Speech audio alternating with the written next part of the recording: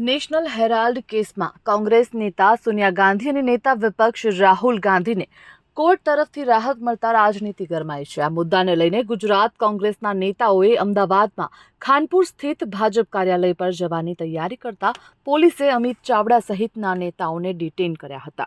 આ સમયે કાર્યકર્તા પોલીસ વચ્ચે ઝપાઝપીના દ્રશ્યો સર્જાયા। અમિત ચાવડાએ કહ્યું હતું કે કોંગ્રેસ અંગ્રેજો સામે લડી હતી અને ઝૂકી નહોતી। હવે રાહુલ ગાંધીના નેતૃત્વમાં નવા અંગ્રેજો સામે નવી લડાઈ શરૂ કરવામાં આવી છે, જેમાં પણ કોંગ્રેસ ક્યારેય ઝૂકશે નહીં।